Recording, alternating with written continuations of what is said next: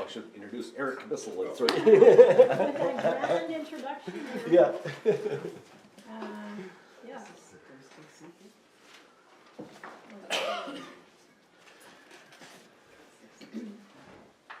There's a certain verse here I'm looking for, but it doesn't capture my attention real quick. So anyway, let's go on to what he's saying about the pure tongue. Does anybody not know what he's referring to by mentioning about a pure tongue? Me. You don't know? Okay. Does somebody want to read Zephaniah 3:9? Anybody?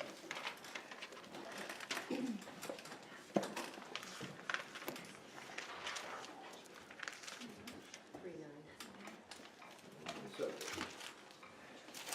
whoever has it, just say so and then Same one. read it. No, I'm just saying that.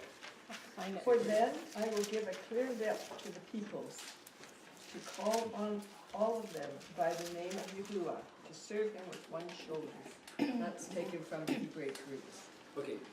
This says a pure lip, Yes. or another one says a clean lip or a pure tongue. Have you heard that verse before? So just to say, you know, we might, whoever we might think that everybody else knows everything, knows this stuff. There's a good friend of mine who's a Greek Orthodox, and he's been in that church for quite a few years, and yet he was telling me he doesn't know any of the stories from the Old Testament. And when you open up his Bible, it says Holy Bible right there, and you open it up, and it starts with Matthew. Now, when I was young, if we had a New Testament, it might say New Testament, Psalms, and Proverbs, and you open it up and it starts with Matthew. But his Bible, you open it up and it starts with Matthew. He doesn't even have the Old Testament. So the interesting thing about that is that for me to assume that somebody knows something, or, oh gee, everybody knows, no they don't. He didn't know. In fact, I have another friend, Christian, going to church many, many years. He's also a bit of a preacher, and yet he can't necessarily distinguish between whether it was Moses or Abraham, because it really doesn't matter. Because his theology basis is the New Testament. And so therefore, those various stories of the Old Testament are incidental. So for me to suggest that they're significant or important, or even if someone would push it to the extreme of saying necessary, isn't commonly accepted. So it's not to disparage anybody to say, wow, you don't know that, but it's just, gee, it's a surprise saying, wow, gosh, you know, the things, I was raised since I was as young as I can remember, going to church, hearing Bible stories. Back when I was a real little kid, they had flannel graphs. You guys remember those? Yes, Felt yes. boards. Yeah. Does anybody even still do those anymore? I mean, that's like, but I learned the Bible stories. I mean, I still remember as a little kid, and the lady putting up the pictures of the Garden of Eden and the angels, and it's like, it makes an impression. But so this other fellow this friend I have, never had any of it. Doesn't know any of the stories, so there's no reference. So what he has is, as the Greek Orthodox Church, they say that you get Jesus, and then you have, he gave right to Peter, and then he gave it this direct line of through the apostolic lineage down to present day. So the Greek Orthodox say we are the official church. The Catholics spun off, and then the Protestants spun off, and then all these other spin-offs. But right from Jesus, right through the apostolic line, Greek Orthodox, they are the church. And I mentioned to him that, well, wait a minute, Yeshua himself was in a line. He wasn't the start. He came from, and then you look in the Gospels and they give you a lineage. Well, there's not only a lineage of genetic heredity, but there's also the lineage of the Melchizedek priesthood that you were talking about. There's the lineage of speaking Torah. There's the lineage of teaching. So you go back into the Torah, which is actually the first 5 books. In Greek it's called Pentateuch, because penta means 5 or 50. So the Torah is simply Genesis, Exodus, Leviticus, Numbers, and Deuteronomy. But the word Torah doesn't mean 5 books. The word Torah means instructions. But it also means more than instructions, but the only way to know what else it means is to show you how it's spelled in Hebrew, which we'll get into in a few minutes. But what I'm trying to say is, when Yahweh said to Moshe, speak to Aharon and his sons, saying, this is how you bless my children of Israel. Say to them.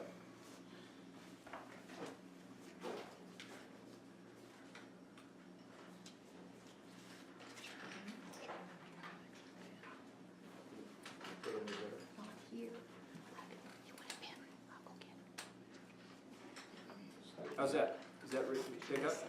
Mm-hmm. Okay, so I stopped by a Jewish bookstore once and was looking for this book here. This is called a Tanakh. I'll explain that in a few minutes too. And the guy says, well, why do you want a Tanakh? And I said, well, I'm studying the scripture. I'm done reading the text, not the Talmud, but the Torah, the Tanakh. And he says, doesn't the scriptures tell you to regard the Talmud? And I thought for a minute, and I realized this is a trick question. Now, I don't know if he meant it as a trick question, but this is definitely a trick question. It all depends on how you define the words. Has anybody heard of the word Talmud before? Okay, what is it? What is the Talmud? It's commentary. Rabbinical teachings, commentary, But there's a couple of versions of it, isn't a there? couple versions of it, that's right. It is the way I see it is the ones who've been taught. The things that we've been taught. Okay, you could get 50 different answers, maybe they're all right, but I'm going to tell you what it really is. Why did this guy, doesn't the scriptures tell us to regard the Talmud? Now, from a Christian point of view, them crazy Jews, you know, we love to point fingers, them crazy Jews don't even recognize their own Messiah, and they're all going to hell, and God turned his back on them and forsook him. It's not exactly true, but that's what the Christian model is. Them crazy Jews can't even recognize their own Messiah. And them crazy Jews don't regard the Torah, the teachings of the Torah, why they've invented their own books. And the Talmud, if you stack them up end to end, like maybe 10 feet.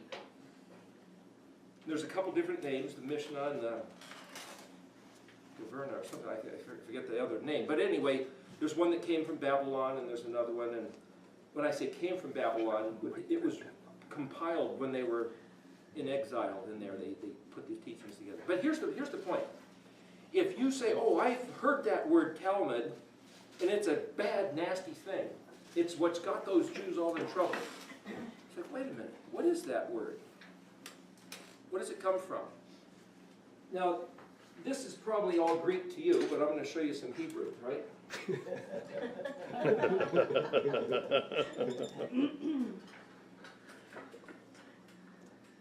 Talmud, or here, somebody might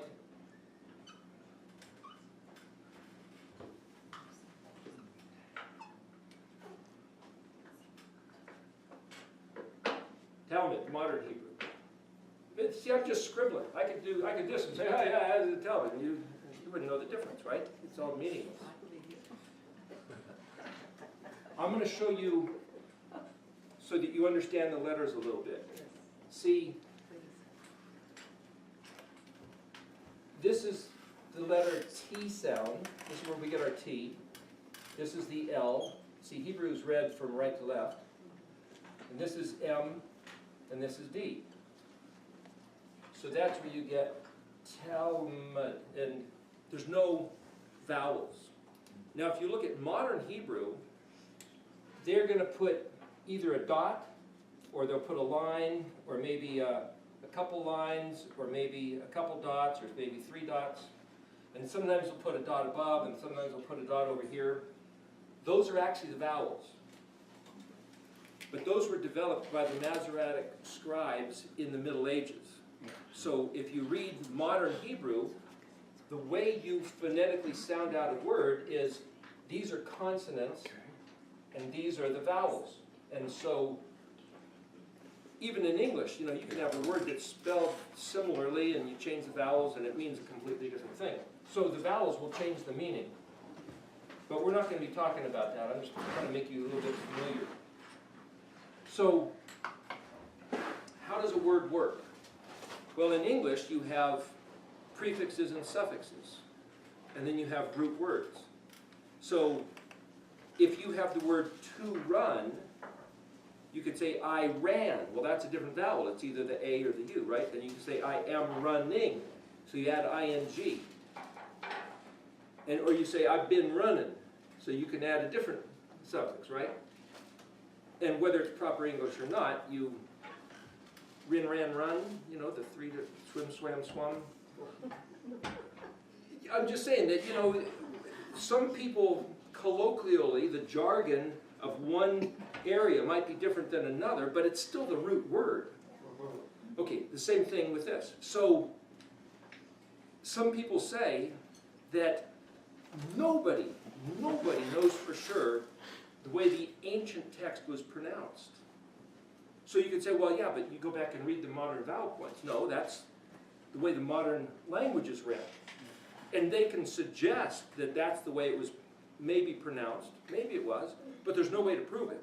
There's no record that if King David picked up a modern Torah to read, that he would even read his Psalms that sound the same way that we might read them today using proper vowel points. There's no way to know. So therefore, any contention over that issue is a moot point. It just doesn't matter. Now, if it matters to somebody saying, no, this is the way you pronounce it. Okay. For example, the word Sabbath. In English, right? Sabbath. Now, when I was in the Presbyterian church, I had always heard that the Sabbath was Sunday. It just was. What's wrong with them crazy Jews and the SDAs? Well, whatever. You know, just let them do their own thing. Well, you know where that word comes from? Why in Spanish is it sábado? Pretty similar. S-A-B-A, but this is a T-H and that's a D. There's a fellow by the name of Isaac Ben Moseson. He wrote a book called Origin of Speeches.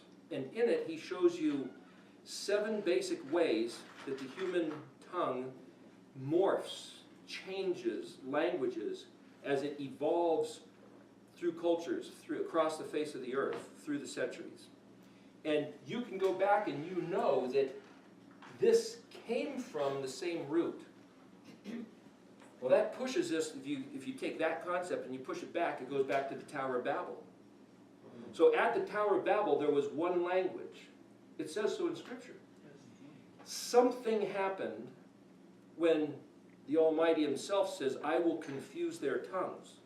That word confused is actually spelled in English consonants, BBL, or bet, lamed, which means confusion. So the Tower of Babel, well, that was the Tower of Confusion. Did they call it Babel at the time? Not necessarily. So a lot of things in Scripture, you don't necessarily know whether the person's name or the place name was later pinned to that place because of the story, or whether it was originally called that. For example, Cain and Abel. It says right there that Adam and Eve, right, Adam and Chua, that, or Chava, depending on how you phonetically, but they named that one boy Cain, and the other one Chabel. Okay, that's what they named him. It's like Jim and Joe, or Billy and Bob. But the word Chavel literally means to come to nothing. Transitory. Just, it's there and then it's gone. And the word Cain means rise up and strike. Now, did those two kids play into their names? Did the one that was killed young and came to nothing with no lineage, and the other one rose up and struck him? Did he do that because that's what he was named? Or did somebody pin those names on him afterwards because of that was the story? I don't know that there's any way to know, but that's the scripture. What I'm saying is, when you read it in Hebrew, it's not just Cain and Abel, but their names mean something. And beyond that, what their names mean is not like, well, does anybody have that? I remember when I was a kid, your name means such and such. And where do they come up with these? Well, this comes from Norse, or this is British, or this is... It all goes back to Hebrew, and where it comes from, every letter means something.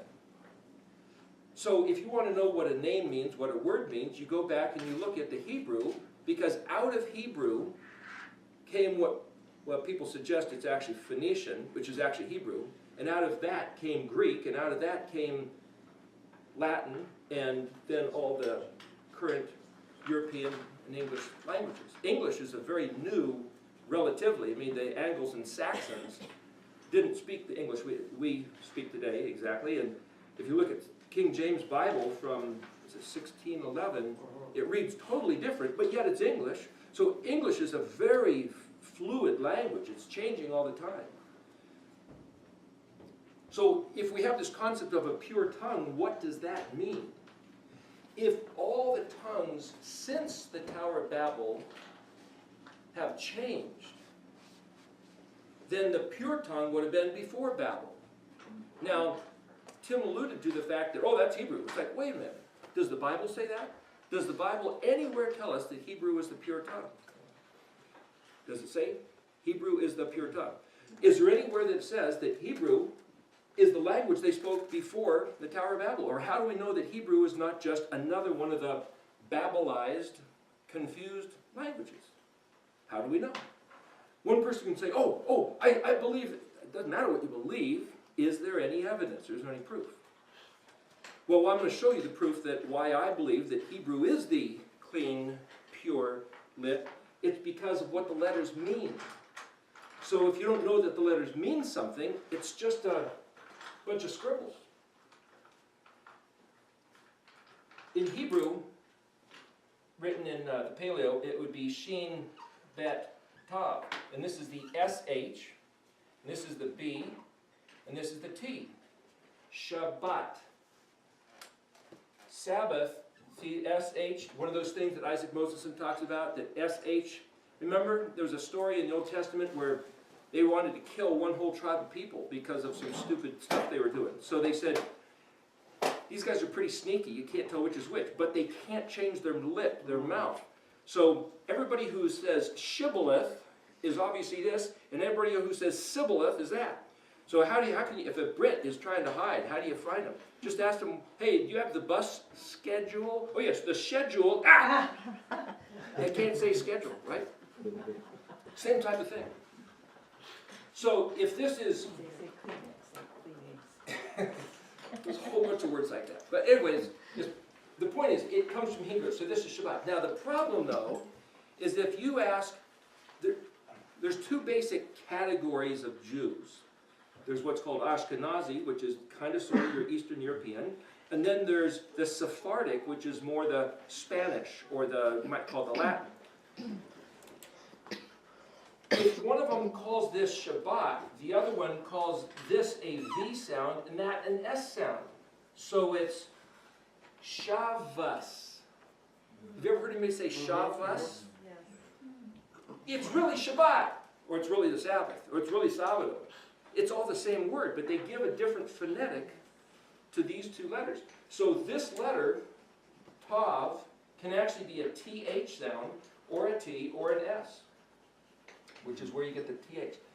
Now let me show you one other one. I remember as a kid, there's a powerful hymn, "A Mighty Fortress is Our God." Martin Luther wrote that. Lord Sabaoth, his name. Remember that? Lord Sabaoth. I believe it was Sabaoth. Lord Sabaoth, his name. Does anybody want to tell me what that means? When you call him Lord Sabaoth, what does that mean? Lord of the Sabbath? Lord of the Sabbath. Why? Because the phonetics are similar? Yeah, that's why I said guess. It's not that. Does anybody else know what it means?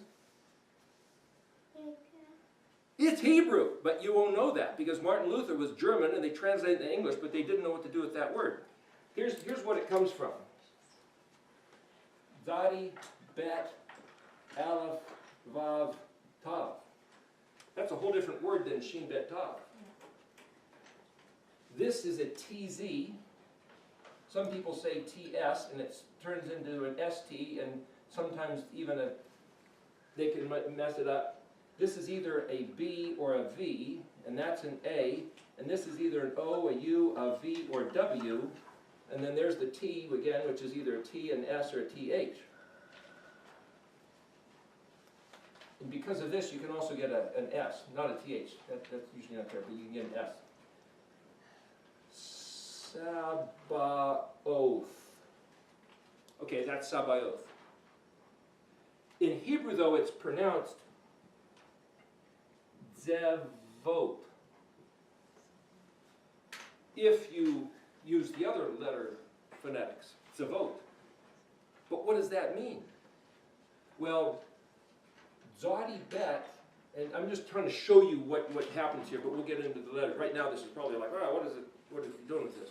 But I'm just trying to show you the significance of the language. Zodi Bet means to inflate something to its full.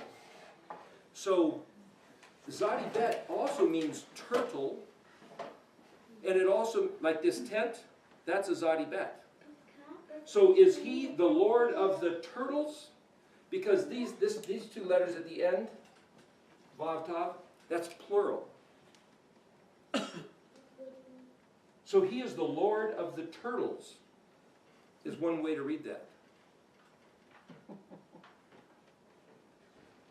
But Zodi Bet Aleph as a word means army or host or force. Zodi Bet's also a covered wagon, and quite often if you look in the dictionary you'll see that if you have a two-letter word and you add the Aleph to the end, it puts it kind of into an Aramaic form, but it doesn't change the noun, it's still what it is. So it still could be covered wagons or turtles, that's a legitimate consideration. Or tents. So, okay, so here's the way you have to look at it in Hebrew. What's a turtle? What's a turtle got to do with anything? A turtle compared to what? Well, if Zodi Bet has to do with inflating or amassing, like an army is not one or two farmers in the field working, it's the whole town of farmers getting together, grabbing their pitchforks and their shovels and say, let's go get Frankenstein, right? Or something, storm the castle. That's an army. It's the amassing, right? So, a turtle compared to a lizard has a big swollen back. A covered wagon compared to a trailer is that it's this inflated thing. So Zodi Bet has to do with inflating or amassing a quantity. And then this is plural, so this word is translated army, armies. Force or legion, legions. So when he's called Yahweh Zavot, they say it's translated master of legions or captain of hosts. That's what Zavot, Sabaoth, means. But the only way to know what that really means is to sit there and break it down to the letters and try to analyze what it is. Now, if somebody says, I don't need to know that. He's Lord of hosts, that's good enough for me. He's the captain of all the angel armies. That's fine. Okay, what's that got to do with the language? There's another way to read this word. If I say this word means to inflate to the fullest potential, like you take a balloon. If you overflate the balloon, it'll pop. But how big is a balloon? How big is a balloon? As big as you can make it till it pops. As big as the balloon is. It can vary. I was going to say, well, look at the Macy's Day Parade, right? Those things fill the street. How big is a balloon? Look at the Zeppelin, that thing, a balloon is as big as you want to make it. Yeah. If this says he's going to inflate something to its maximum potential, what is that something? Well, it's actually this Aleph Vav Tav. That's what's being inflated. Well, if somebody says, no, this is Zodi Bet Aleph, pluralized, Vav Tav. But what if you read it differently? What's an Aleph Vav Tav? Well, you look in the dictionary and it means a sign or a symbol, some kind of insignia. So if I, for example, said here,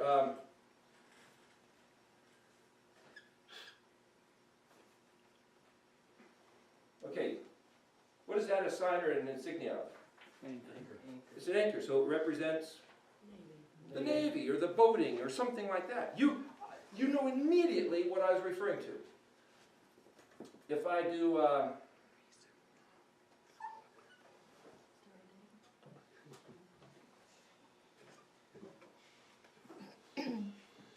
star with wings. Maybe Air Force, maybe it's a military Air Force type of a thing, right?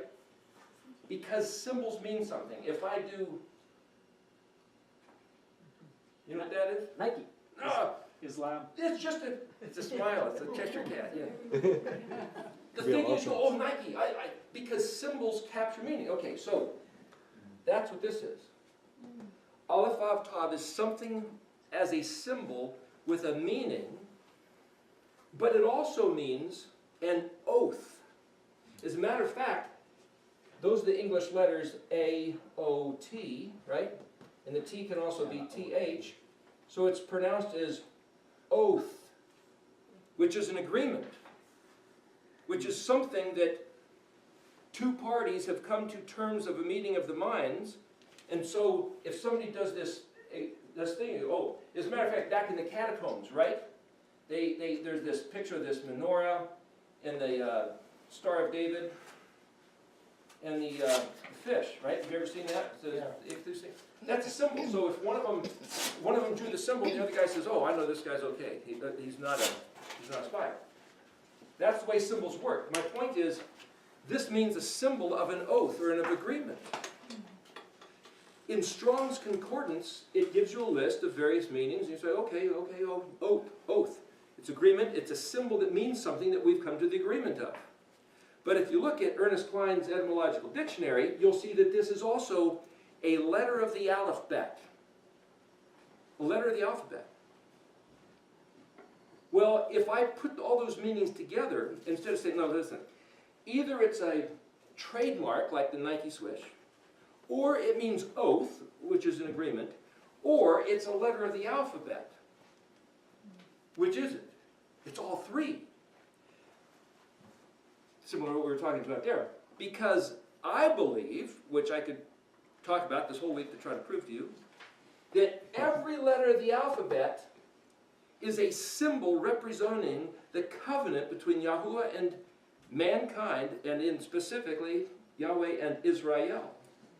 And because Yeshua himself is the interlink of the relationship between Yahweh and humanity, or between Yahweh and his people, his bride, then every letter of the alphabet also identifies Yeshua as the Messiah, HaMashiach, whatever that means. See, every word you got to look at a little closer.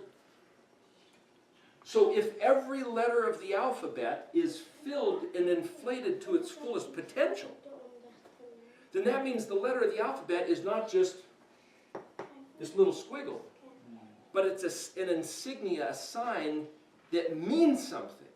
And what it means is that it identifies an aspect of the oath, the sworn vow of allegiance. Yahweh says many times, I will be your Elohim, translated as God. But Elohim is a different word than God, so I won't use God, I'll use Elohim because that's Hebrew. I will be your Elohim, and you will be my people. What does that mean?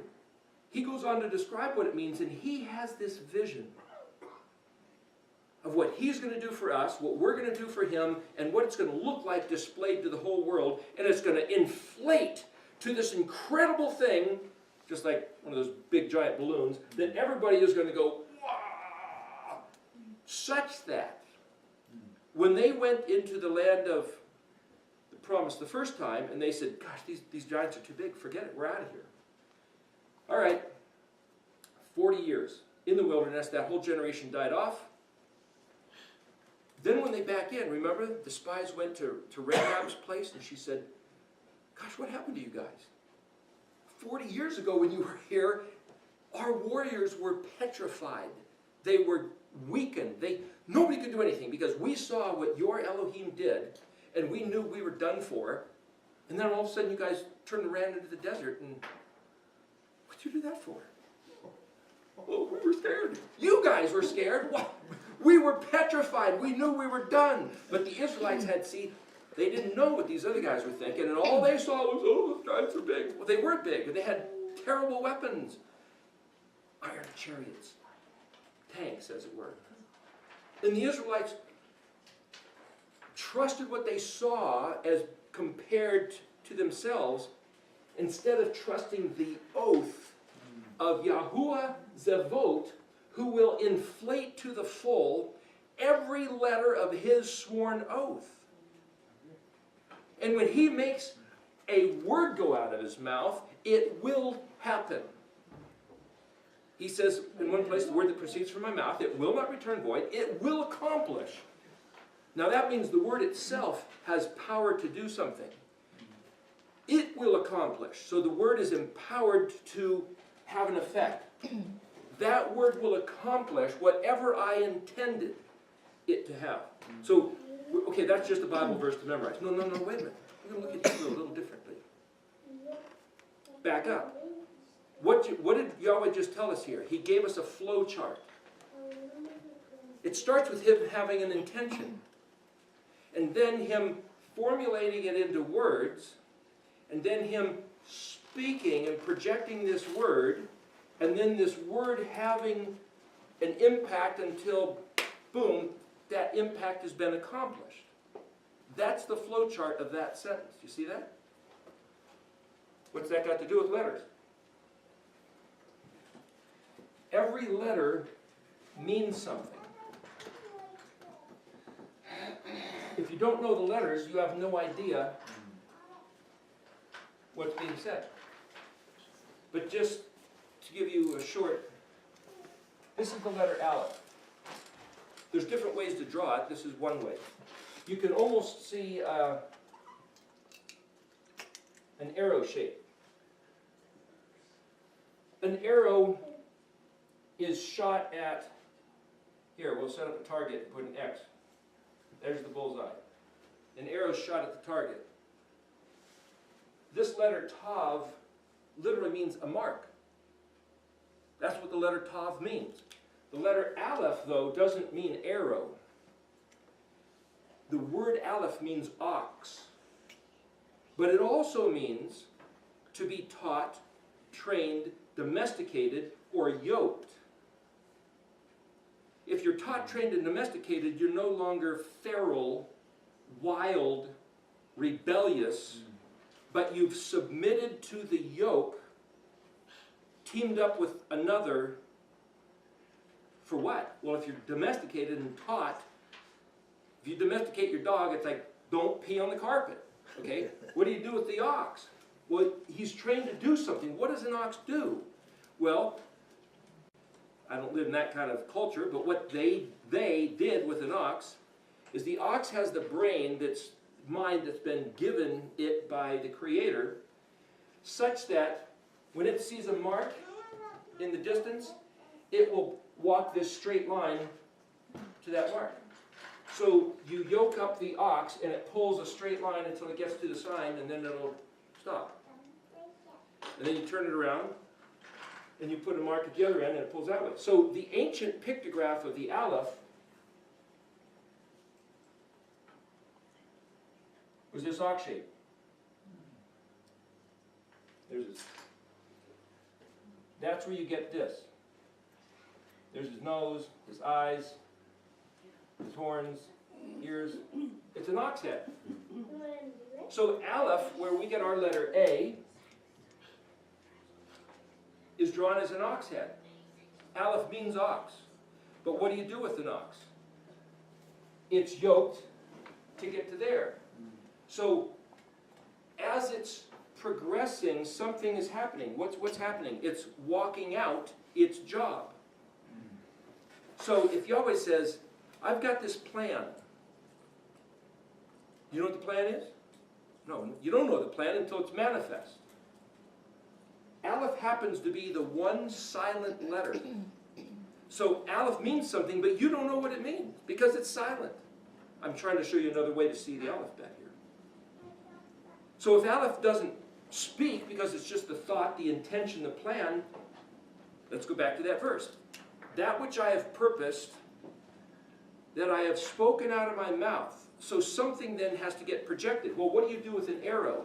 You put it in the bow and you shoot it to the target. What do you do with the ox? You yoke it up and you send it. What does Yahweh do with His word? He designs His purpose, He establishes it into a phonetic utterance, and then He launches it. And it accomplishes something. Now, if you start something here, boom, and there's kind of a picture there like water, like a wave, like a ripple, right? You impact and there's a sound wave, or there's this wave action until it impacts.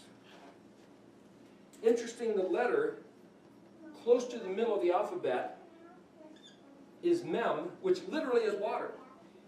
This design of the letter mem, if I was to draw it with a wave like this, see this wave action? This is the undertow here.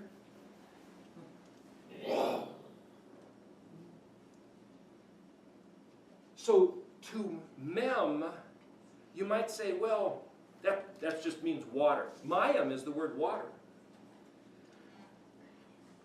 There's a book over here that somebody has, which is Frank Seekin's book, and he says, well, mem is water, but it means chaos. Well, that's one of the things it means. Why?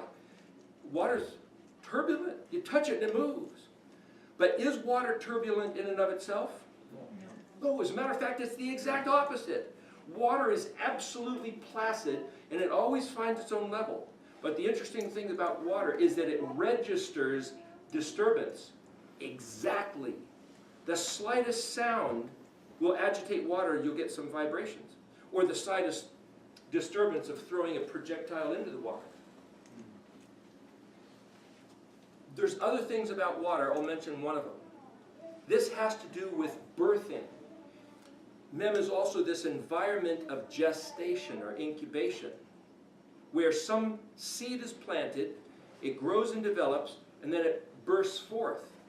So mem is this hidden place, as it were, where something develops and grows until it comes to the time of birthing.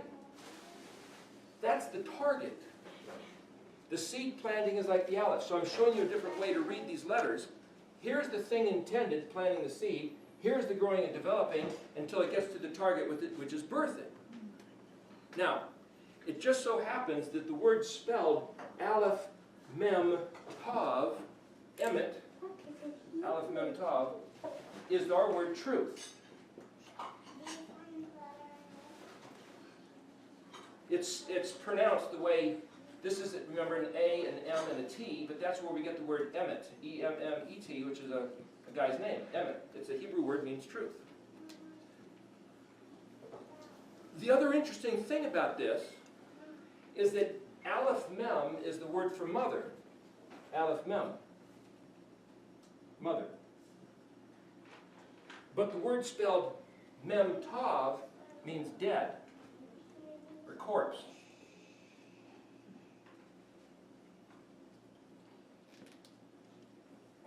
This is getting confusing.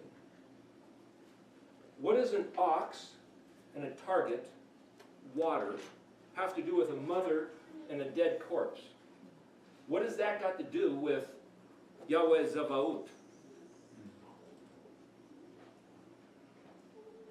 Can anybody make a connection with this yet? It's just all scrambled. The way Hebrew works, as I said, you have root words and you have prefixes and suffixes. Aleph might be a prefix. Doesn't have to be.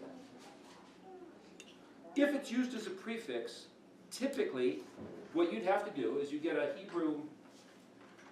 I happen to like this translation, not the translation, but I like the format. I like this publication. I like the format of the Hebrew letters. They're very easy to read. There's a few other publishers out there, but this is Stone's. The point is, if you see a word here where it says I something with a verb, I will something, or I am something, and you look over here in Hebrew, it probably starts with an aleph. Now, not every word that starts with an aleph is translated I will or I am. Just like we could say tomatoes are red, but not everything red is a tomato. Some tomatoes are green or yellow, but more or less, when you think red, you think, oh, that's either a tomato or an apple, right? It's that kind of a thing. So if most of the time the letter as a prefix that means I am or I will is an aleph. And remember, if you always says the word or the concept that I designed in my head, I am projecting, I'm speaking, I'm shooting like this arrow, and it will accomplish the plan. What's the plan? You don't know the plan until either it's accomplished, because if it's hidden and developing, once it's accomplished, you go, oh, that must have been what he was up to. But you don't know unless he tells you, because Aleph is hidden. But yet, Mem is kind of hidden, but Tav is revealed. I'm going to complicate things a little bit more. There's a little bit of a mystery. If you look at the Genesis 1:1, what's the first letter in the Bible? Genesis 1:1. In. So what's the first letter in the Bible? I. But in Hebrew, that's not the first letter. Does anybody know the first letter in Hebrew? Well, the first letter in the alphabet is Aleph, but it's not the first letter of the Scriptures. Bet. Why? Now, I'm talking to somebody recently who said, that must mean, and then they come up with this whole theory. Are they right or wrong? Well, I didn't tell you what they said, so I don't know. You don't know. But what I'm saying is you can come up with any theory. I'm going to come up with a theory. We're going to discuss one theory. Why did the word bet, as in Bereshit, meaning in the beginning, and the letter bet, it's this one here, I drew it like this. It's actually kind of like this, which is kind of an embryo shape. It's like a tadpole, you know. There's the eye, and then here's and then out of it branches the arms and the legs and the tail. Bet is literally an embryo shape. Bet is also a tent. Bet is also a house. The word bet means house. Bet Lachem, otherwise known as Bethlehem. See, Bet and Beth, TTH, or Base, Lachem. It's all that same thing I was showing you back here. It means house of bread, or Lachem also means war, house of war, you could say. But the point is, why is Bet shaped like an embryo? Why is the first letter of Bereshit a house, or an embryo shape? What does that mean? Anybody want to venture up? Why would the Creator himself start the Scriptures with the letter Bet instead of the letter Aleph? Because Aleph is For birthing? Aleph is silent. Aleph is silent. Anybody else got an idea? Aleph has to express itself, if it's silent, in something else. Like the guy with the ventriloquist, you know, the ventriloquist. But the dummy can't speak. He speaks for it. So if Yahweh says, hey, look, I'm just going to let my voice boom from the mountaintop, or I'm going to appear the Word made flesh. But for some reason in the writing, there's some mystery. What's he trying to tell us? Is he telling us something, or was he just like, I don't know, I just started with a bet. It just happened. Or did he plan on purpose? So when we look at the spelling of these words, we can sit here and think either it just happened because that's what it was, or it could say, oh, no. This Hebrew is very specific and very calculated, and therefore the spelling of every word, every letter, is very particular, very intentional. And if it was otherwise, everything would be otherwise. And therefore, if we go back to study Hebrew, it's not a matter of saying, oh, it doesn't matter how it was spelled, just know that it was in the beginning. Well, that's one way to study. And a bunch of people study that way, but there's a whole different way to study. This reason of studying is saying, why does it start with the letter Bet? Here's the thing. Moshe, he was told by Yahweh, he said, now go talk to Pharaoh. And he said, I'm not so good with words. And there's stories as to why he couldn't talk, burned tongue, or this or that. But he said, look, I'm not the talker. You know, Get somebody else. He's all right. Aaron, he's on his way. Aaron will talk. You tell him, and Aaron will speak. You're not getting out of this. But you speak through Aaron. It's like, oh, okay. Aleph speaks through Bet. For some reason, the Aleph determined not to express itself by itself, but it's going to speak through Bet.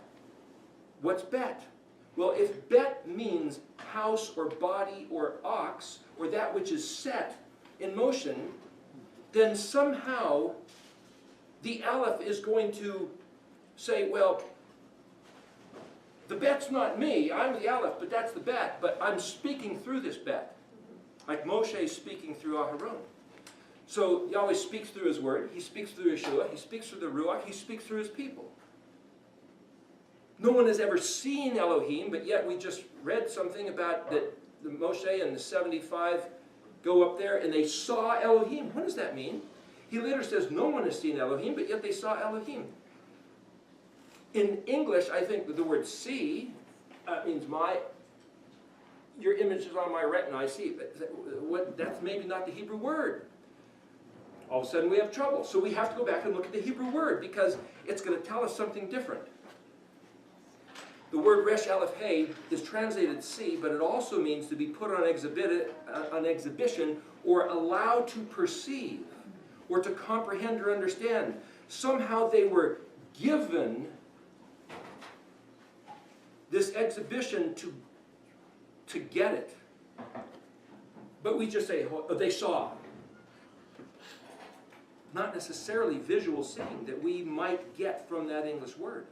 And remember, Nadab and Abihu shortly thereafter were nailed with a bolt of lightning, as it were, or a fire coming out of the altar, because whatever they saw, they didn't maintain the truth of, and they were killed on Inauguration Day. And there were two of the guys that were right there beholding Elohim. It's like, gosh, how could that happen? That could happen to any one of us if we don't watch our stuff. We better take this stuff seriously. But what I'm trying to say here is, if Yahweh says, I'm going to speak through what? Through his letters of the alphabet? Through his emissaries? Through what he created? The heavens declare the glory of Elohim? Do we know how to hear? Do we know how to see? Do we make up our own stuff? Do we go what somebody else told us? If every letter is this sworn oath, what did he tell us by this word emet, the truth? If Aleph means I will, and M, like I mentioned last night to somebody, M, like we get EM, as in anti-M, it means mother, or like Annie M in The Wizard of Oz with the surrogate mother for Dorothy, right?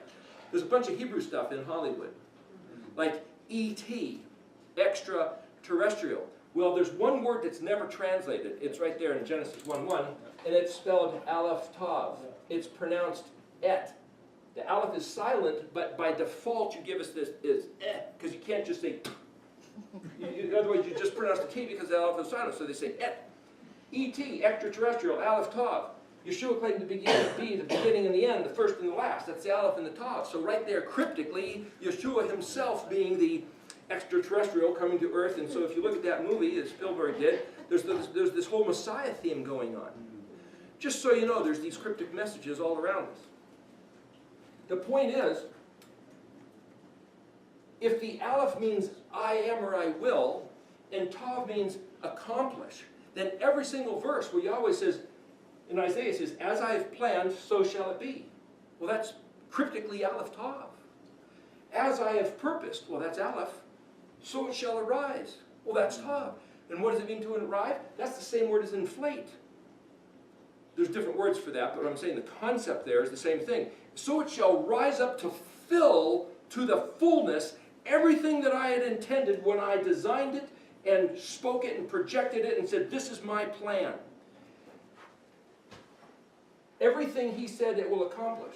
But the other way you can read this is, I will mother. I will be born of a mother and mem tav. Die as a corpse.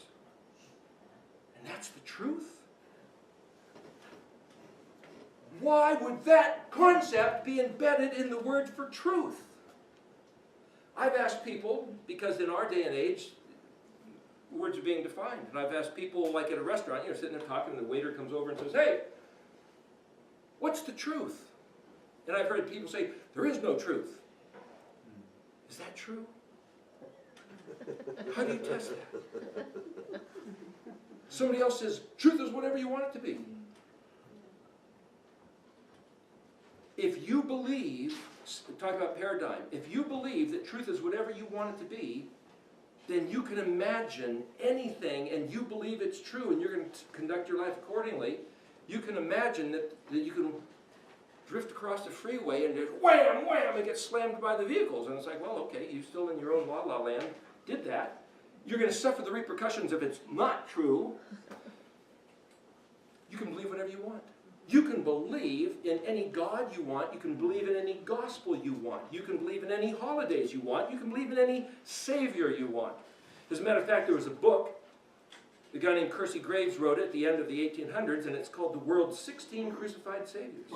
I didn't know there were 16 crucified saviors, but this guy before the internet went back and he researched, and he found through all different cultures and all different religions, 16 different people that was the Messiah figure of those religions, who was the creator of heaven and earth, come to earth, born as a man, born of a virgin. A bunch of them, not all of them with the same story, but a bunch of them the same story, lived to be 30 years old, had 12 disciples, was crucified, rose from the dead, ascended to heaven, and he's coming back. Only it's not Jesus. One of them was Krishna from India. Another, you've got Quetzalcoatl, and you've got Bacchus and Tammuz and all these guys with the same story. It's like, wait a minute. We're supposed to have the Bible, the Christian story, is the greatest story ever told.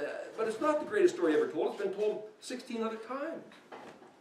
Well, how do we know we're not just believing a lie, just like all those suckers are believing lies?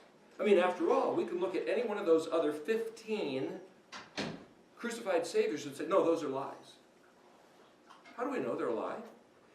Percy Graves said, if they say the same thing and have the same life story, then this is one thing he said in his book, if Krishna was a fake, then Jesus is a fake.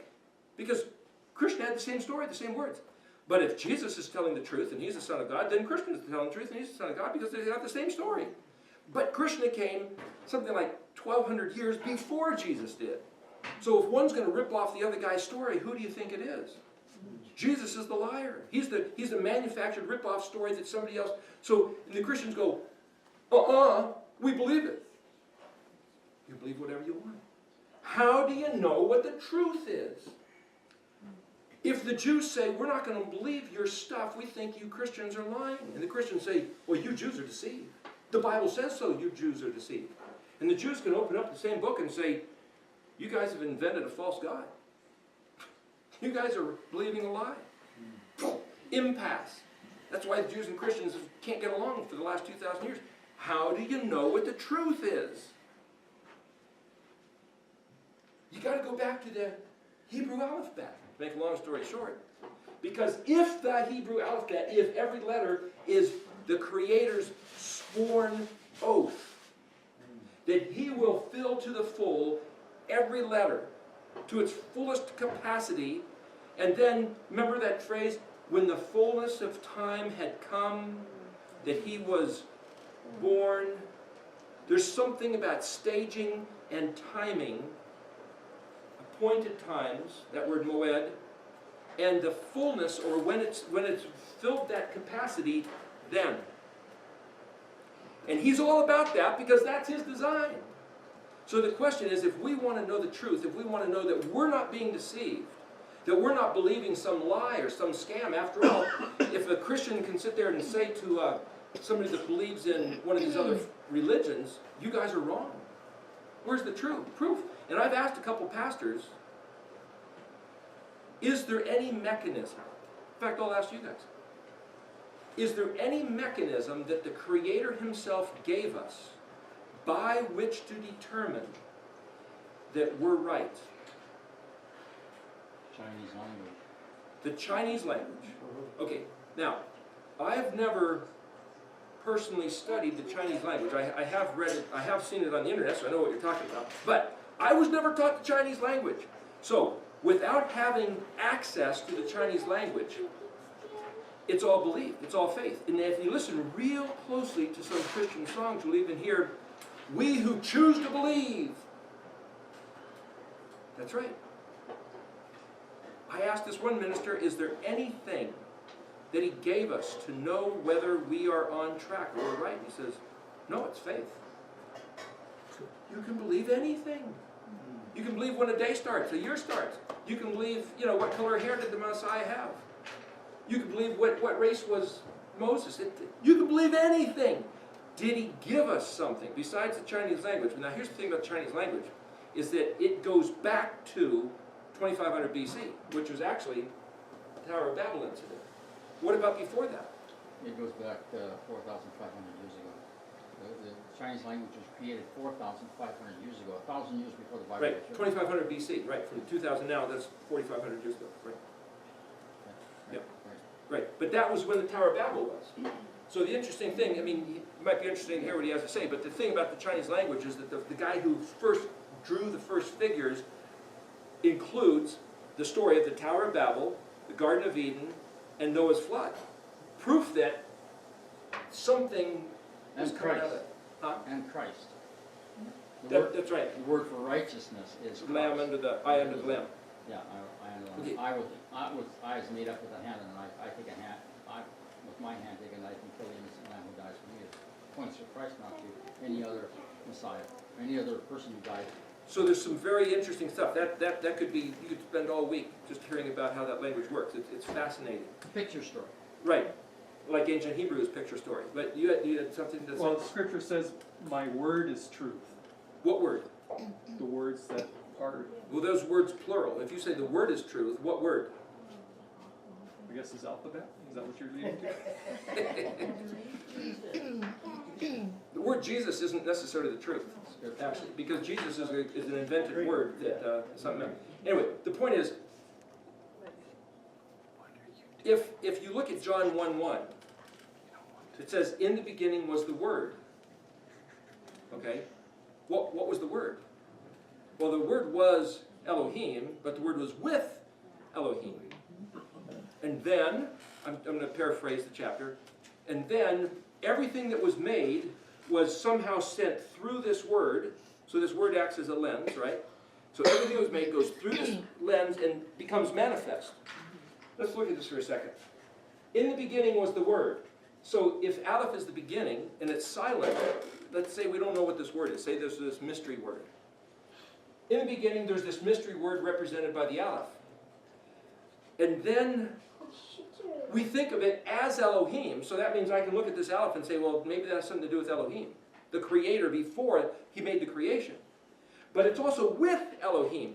Now the interesting thing about the word with, remember we talked the word Bereshit that means in the beginning? This letter bet is translated literally, not only does it mean house, but if it's used as a prefix to a word, it means in or with. It also means on, among, through, and against, but in and with is that letter. So if he says there's this mystery word which is Elohim, because Elohim is infinite, right? We can't even describe. Can you describe infinity? How about, can you tell me so I can understand what is imperceptible? If it's infinite and imperceptible, it's out of reach. That's Aleph. It's out of reach. It's silent. But to be made perceptible, comprehensible, tangible in a body, a house of structure, that's the letter Bet. Our letter B. Bet is to be put into a form which is apprehensible. It's in a container. Because Bet is a body or a house or a container, an embryo, right?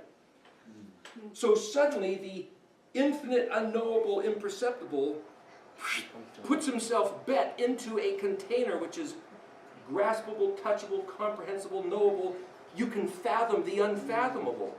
But all you can fathom about the unfathomable is what the unfathomable one wanted you to know about him. This then throws us to Deuteronomy 29:28, and he says, listen, that which is not revealed, that's unto Elohim, which means it's like, okay, that's out there. That's the Aleph silent stuff. But he says that which is revealed, put into bet form, is for us and our children to do, to shema and shomer, to hear and do the words of this Torah forever. So there's something about the words that he put in this Torah which endure forever, similar to Elohim who endures forever, so his words endure forever. But so somehow he invented this special word, this word which would be the container of all that the Infinite One would want to make manifest and touchable, graspable, we can grab a hold of it, and yet this very container, he would project, like shooting his arrow, he would yoke up his ox to pull. What was he going to pull? His desire to create the universe. The material universe, the heavens, the stars, the plants, the animals, human consciousnness, the seen, the unseen, everything, he was going to then funnel through this word, and once it goes through this word, it comes out, and there's the manifest universe. And then this word itself jumps into itself, like the funnel going into itself, and comes out as the epitome of all creation, human. And we give that guy the name Yeshua. Now, what is the word? What's that mysterious word? Enough, but. Anybody else know? He's too involved with his day stuff. What's the word? What's the question, sorry? This mysterious word. In the beginning was the word. It's a riddle. It's not just a verse. It's a riddle. Yahweh gave us a riddle. In the beginning was the word. The question is, what's the word? The word is Elohim, but the word is with Elohim, which means containing him, and yet this word was used to manufacture the entire universe, and then this word jumps into itself and becomes the epitome of the all creation, which is humanity, and the one that walks among us, and we call his name Yeshua. That's him, but he is the word made flesh. But what is the word? Wheel, Wheel? like doing his will. He is the wheel. His plan. The word expresses his will, but what? Give me the phonetic sound of the word. A word is something you speak. What's the word? Bet. The bet is a letter that represents the fact that it was put into a container, but what's the word itself? The word debar means word, which references the thing we're asking about. But what is that word? I am that I am references the nature of the Aleph, who projected the word. But what is the word? No, Yeshua is the label of the man who is the incarnation of the word. But what is that word itself? All that he does. Huh? Everything. All that he does. And what is all that he does? Where is his energy expressed? Creation. Which words? Which letters? Oh, the 22 letters! There you go. That's the word. Think about it. All he gave us, he's going to inflate the letters. Which letters? From Aleph to Tav. Aleph, Bet, Gimel, Dalet, Hey, Vav, Zayin, Het, Tet, Yod, Kaf, Lamed, Mem, Nun, Samach, Ayin, Pei, Zadi, Kuf, Resh, Shin, Tav. And the word would sound like this if you put all those phonetics together. Abba, Gada, Havaza, Chati, Kalamana, Sachafatz, Karashta. That's the word. That's Greek. That's Hebrew. but Big Bird does the English letters, apparently, on Sesame Street, which sounds in English. But here's the interesting thing. I can say that as a riddle, as kind of a joke, but if you go now, take that alphabet and plug it into the equation, it fits. And as you start to do so, your mind is expanded until it's virtually blown. You can only contain so much. But say, listen, if I'm claiming that the Aleph Bet is that word, the 22 letters in that sequence, then in the beginning was the word. Okay, that means he created this alphabet before he made the universe. Before he even, you might say, invented or begot Yeshua as his son. He created this alphabet first. If that's really in the beginning, right? Yeah. Okay, so let's just contemplate the notion that if he made this alphabet first, and the alphabet is Elohim. Now the word Elohim doesn't just mean God, but it also means power, strength. And the word Allah means these. Im, Yod, Mem is a plural, just like Vav, Tav is a plural. So you could say these matters are the epitome of all power and strength and reference of deity compared to anything else again, using the word deity is using Greek and Latin, and or theos is more Greek, but the point is, we are subject to words. I can't, if I refuse to use certain words, I'm limited in my expression. I try to plug in as many Hebrew words as possible. I know some people who absolutely refuse to use certain words that come from other languages referencing other deities, because there's a verse where Yahweh says, don't even let the names of these deities come out of your mouth. But yet you can read the story about that they brought the Ark of the Covenant into Dagon's temple. There's that word, Dagon. Well, it's the fish god. Philistine fish god. And their priests would take some big fish, probably like a flounder, pretty, 6, 7 feet long, and they drape it on their back like a cape, and the mouth of the fish would be up here. It's where the Pope got his hat. The mitre. It's Dagon the fish god, priest attire. And the bishops and all still, Episcopalian church, don't they still wear those too? Anyway, my point is, that's a Bible story, and he mentions it. So, when I was in high school, we learned the Greek and Roman gods in their stories. What the heck? It was a Baptist high school. What are we learning about the Greek and Roman? That's our culture. It's where our culture came from. So it's like, I can understand learning culture, but he said don't do that. Don't mention their names. Don't talk about their stories. It's like, do we really need to know that? Well, if you really want to plug into society, you ought to know that, but they have people that do, man on the streets interviews, and they say, well, what's the vice president name? Nobody knows. They show a picture of somebody who's real famous, nobody knows, and most of our people don't know anything hardly, so if we didn't know the Greek and Roman gods, would we really be that less off? Maybe not. My point is, we do all kinds of stuff we're not supposed to do with some kind of an excuse, but what did he say? He said his name was important. He said, don't mention these other guys. So, literally, I don't know if you know that, this was news to me, but the word spelled God, G-O-D. Now, I've heard sermons, and I've heard the pastor say, God is God. I hear it on the radio all the time. There was a Canaanite deity of fortune and luck. Like Neptune is the god of the sea, and Zeus is the father of the gods. Each of the gods in these other cultures had a job.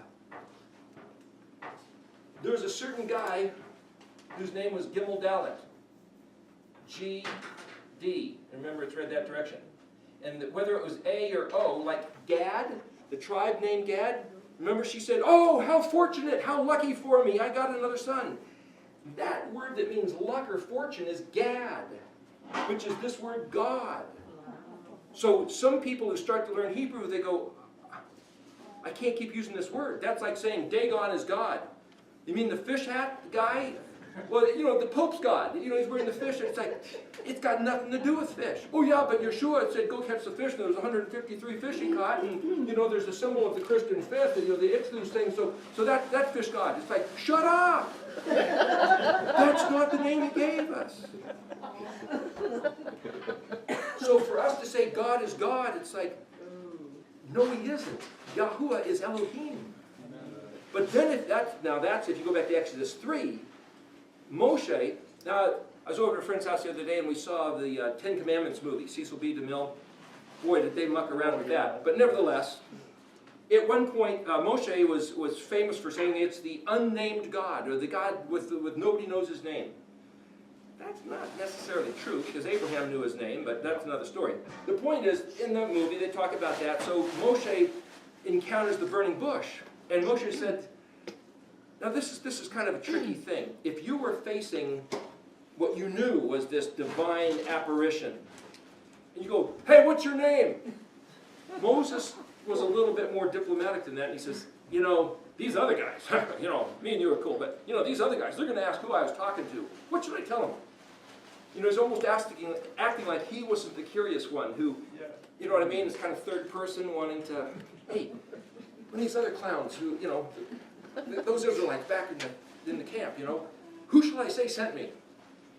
What he said was, now there's a few different phonetics. I know, Edgar, you have a certain way of saying it, but the letters are Aleph, Hey, Yod, Hey. Remember, the Aleph is silent, and then so there's this Hey, Yod, Hey. But basically, if this is pronounced as an EH, then this is a Y, this is a sound. It could be ehye or aya or eye. There was somebody else who said that there was a phonetic, right? Ahaya. It's almost like the A, like the first letter is like Okay, my point is, we could discuss the details of that later, another time. We're getting pretty close to a close here, I think. But we could go through the details of all these phonetics later, if you want. But when he said, Moshe said, who shall I say he sent me? He said, I am that I am. Well, another translation says, I will that I will be. I will be what I will be. Okay, now which is it? In English, I am is not, I will be. So what did he say? What he said in Hebrew was, Ehye, Asher, Ehye. Then he said, tell them Ehye sent you. Okay, got it. Ehye said, what? But. Huh, what? One other thing, Yod He Vav He. Now this is Aleph He Yod He, and he says Yod He Wah He. Two letters are different. Yod He Wah He will be my memorial name, the name that is recalled to mind from generation to generation. Now wait a minute. Tell them this word sent you, but this is the word that will be recalled to mind throughout the generations. What does that mean? Well, that's the name we remember. It means something else. The only way for me to show you what that name means is for me to show you what the word to remember, how you spell the word to remember, which breaks into this whole other study. We could spend an hour just talking about the word zakar, which means to remember. So when he says this is the word for remembrance or to remember, it's not what you think. You might think, oh, I will remember that memorial name. Some people call it the commemorative or the memorial name. The word remember is like if we have a memorial day, what do? We remember the soldiers and we remember our families, and it's a day set apart to remember. That's what that name is. But why? What's it mean? When I was first going to a Hebrew Torah study, somebody said these four letters meant the omnipotent, eternal, creator of the universe, who causes himself to exist. 5 different things. And I was looking at that and thought, how do you get that out of those 4 letters? This is one of the first words that just kicked my head into looking at Hebrew. How do you get those 5 matters out of those 4 letters? How do you do that? I can show you how to do that now. Nobody showed me then. I'll show you one other interesting word that just got me started on this whole business. Torah. I mentioned earlier, Torah. Tav, Vav, Resh, He. What's it mean? Law. Hate the law. Anything to get out of the law. We'll invent a new covenant, we'll invent a priesthood, we'll invent some special secret words, we'll wear fancy hats, we'll invent a golden calf, we'll do anything to get out from under this law.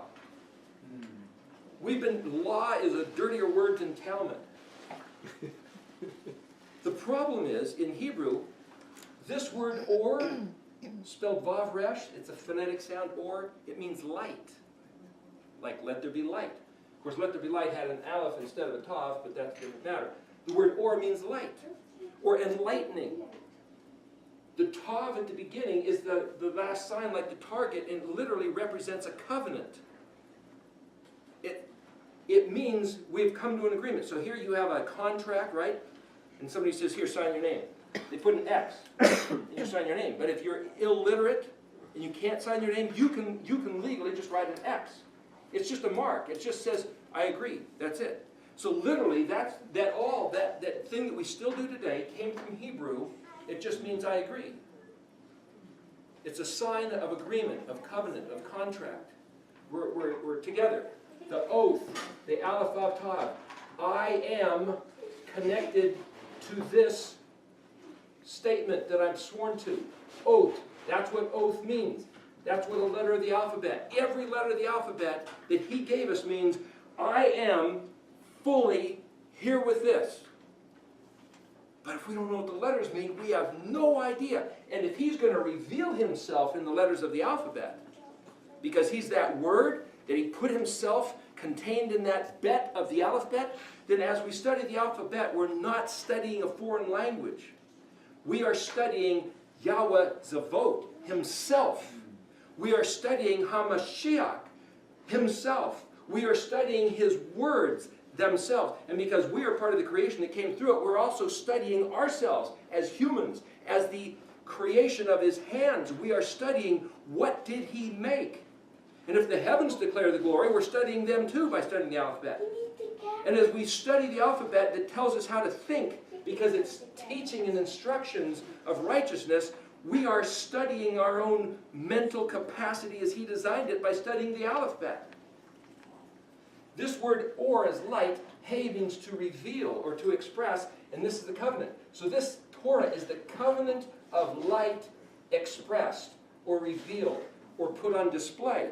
Like Moshe and the 75 went up there and they saw Elohim. That word to be put on exhibition is what the letter Hey means, to express, to open the window and let the light shine through.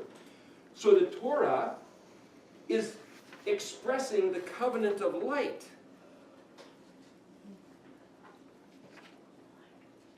Every word that he gave us, the spelling of every word is of his construction. He designed these letters. Now, if these letters of the Hebrew language were before the Tower of Babel, where did they come from? Who invented language? If you listen to world-renowned linguistic scholars, they all agree, like evolution, like Darwinian evolution. Cavemen, it's like, you know what I'm saying, don't you? Give me that. Okay, so their grunts became verbalized so that they could do something. So they'll tell you that every one of these letters, like ox and house, the next letter means camel, the next letter means door. Every letter was something very significant in their life that they incorporated into this assemblage of letters, which then became phonetic words, vowels, and grammar spun off from there. There's a very interesting word. I was looking for that one. I think it might be in Haggai.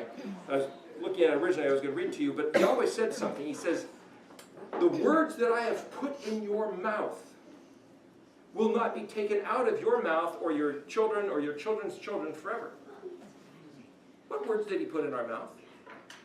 He might have given us words to learn, to speak, which would be, what, in Hebrew? We don't speak Hebrew. So did he take the words out of our mouth? There's a very interesting thing. The word there that I have put, meaning a location, is the word shem, shemem. Past tense that I have placed would be a tav, and that I have placed would be yod, and that I have placed in you or for you or given to you, you'd put a kaf at the end there, and that's pronounced as a S-M-T-I-K or Semitic. Semitic. The Semitic language group happens to be based on Hebrew, which is a collection of three-letter verb roots with prefixes and suffixes in the inferred present tense versus past or future, which is where we get Greek and Latin and all the European languages. The Semitic language group fits the description of what he put in our mouth that he's not going to pull out of our mouth. So many words in English you can look at, and they're Hebrew, as well as Spanish and a few other things like Salvador and those other words I was telling you about. So here's the point. I can propose that the Hebrew alphabet is that word of John 1:1. I can propose that the Hebrew alphabet is the word which became Yeshua. He is the incorporation, a corporeal body, the incarnation of the word, and that word itself was invented by Yahweh to be the thing that embodied, encapsulated, bet all the purposes and plans that he had first thought, and then when he spoke, he was speaking those words. But that means we should be able to look at the Hebrew alphabet and see something as a trace, proof of that, right? So I'm going to show you one more thing before we end. Well, we got 5 minutes? Okay. So, is there anybody who's like an English teacher or who studies language enough that could answer this question for the benefit of everybody else? If you look at the English language, or maybe Greek, what does the alphabet mean? Does everybody know? What does the alphabet mean? The letters of the alphabet, if they were a word, what do they mean? It's used to compose language, but what's the alphabet itself mean? Strange question?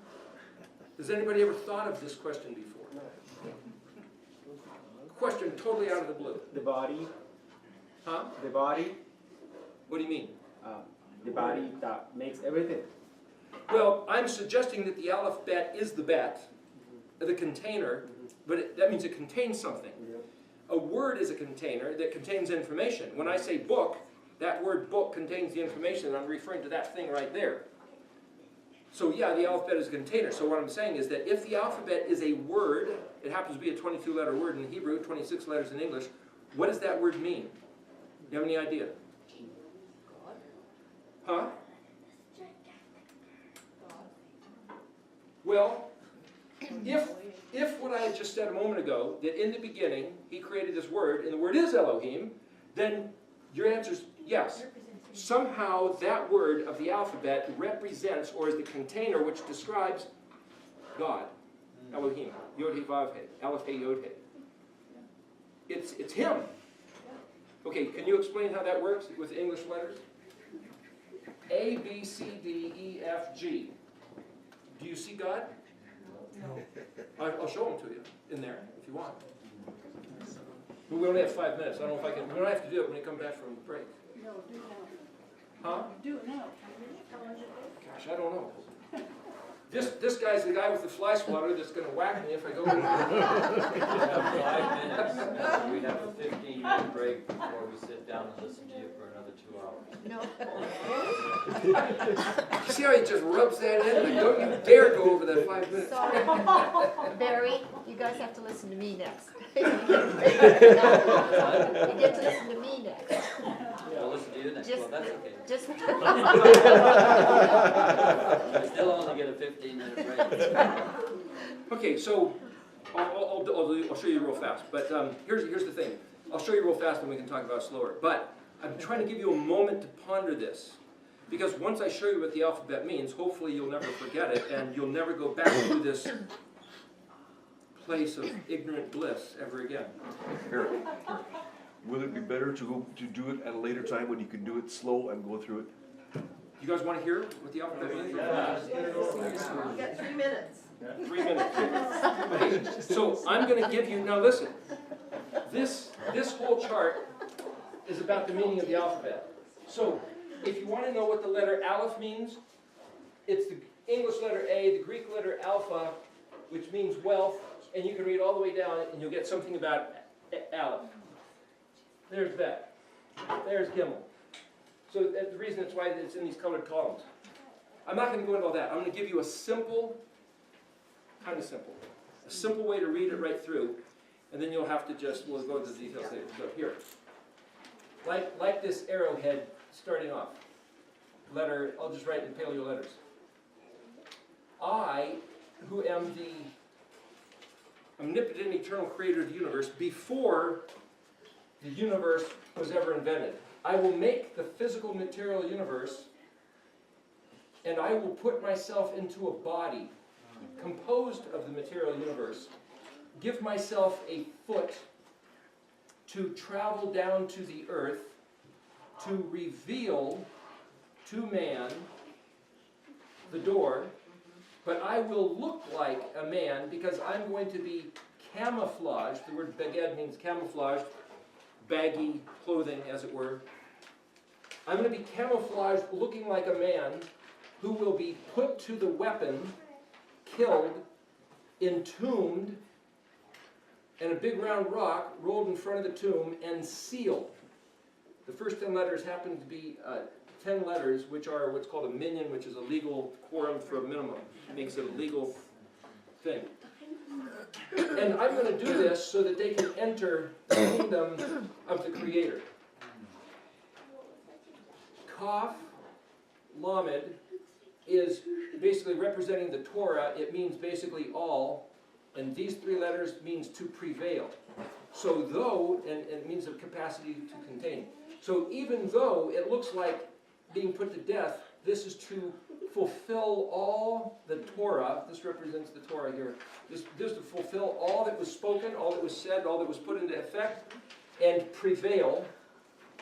Mem, Nun, has to do with birth or being buried, like Jonah in the whale, buried in developing for these 3 days and 3 nights. And then there's this other picture of Sobekai and Pei having to do with, during this interim of these, you might say, the 3 days and 3 nights. But besides that, there's the different things running parallel. Not only will he prevail, this has to do with a new birth. This has to do with, I'm the vine and you're the branches. This has to do with judgment of watching and observing. This Pei has to do with open mouth or open tomb. Zadi has to do with a sprout. So Pei Zadi means open mouth, which is actually like the tomb bursting open. This letter Kuf is to rise up, which is the ascension, but it also is coming back. And Resh is the prince, the exalted one. Shin is the fire and teeth of El Shaddai, destroying his adversaries. Tav is fulfilling the covenant. Resh Shin Tav means a net, a trap, a snare. This letter Kuf is also a picture of a scythe for harvesting. The word spelled Aleph Resh Shin Tav is the word for the betrothed. So here's a picture of him coming to earth in disguise as a man who would be put to the weapon so that we can have access to the kingdom of taking us back to the door to the Father's house from where we got lost. And though he was put to the weapon, in this dark place, he will prevail.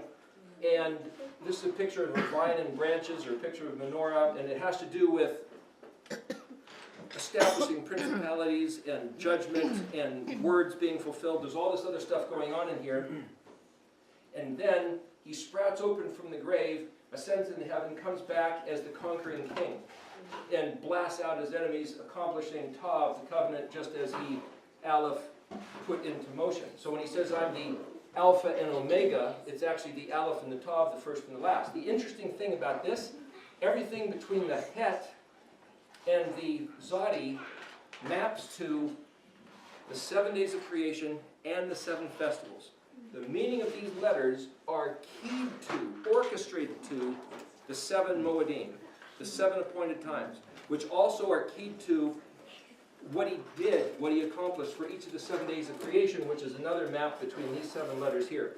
So what I'm saying, within the alphabet, there's patterns and themes if you know the letter's meaning, but if you have no regard of the Moedim, you'll never see it. If you have no regard of Hebrew, you'll never see it. If you don't know or believe that Yeshua is HaMashiach, you'll never see that I can tell you that that's what these letters mean. Why don't the Jews believe that Yeshua is the Messiah? Because the Christians don't keep the festivals? And so that voids all of this, but yet I can say he is this guy, and yet if this is the Messiah, how can he invalidate all this? So by keeping the Moedim, we're actually keeping a testimony that's been embedded in the Hebrew alphabet from before the creation of the world about the identity of the omnipotent eternal creator of heavens and the earth, and his oneness, achadness, single-mindedness of the Messiah. But here's one other thing, one last thing before we quit. If he says, this is what I thought and it will accomplish, then the gamut, the run, the progression of that mem between Aleph and Tav. Remember I said in the beginning, Aleph becoming Tav is this mem, and this mem is this progressing like this ripple. The word ruach is translated spirit, but it's also wind. But if you look in the dictionary, the word ruach also means expanse. It means when you take something and you spread it out. If you enlarge a room by knocking out the wall and spreading it out 3 feet, you just increase the ruach of the room by 3 feet. Ruach is to ventilate or give air, or to take this idea and enlarge your mind, your capacity. What Tim and Charlene are talking about, a paradigm shift, that's a ruach. So the word kadosh means, it's translated holy, pure. The pure tongue is actually the letters, the meaning of the letters from Aleph to Tav is literally Ruach, because that's the expanse between the letters. So the Ruach HaKodesh, the expanse of the authorized Kadosh, translated as holy, mind and being and purpose and heart of Elohim is between Aleph to Tav as he gave it to us, which means that the Hebrew alphabet is the Ruach HaKodesh, otherwise translated as the Holy Spirit. Is that possible, that the alphabet is the Holy Spirit? Time to take a break. That's the cliffhanger.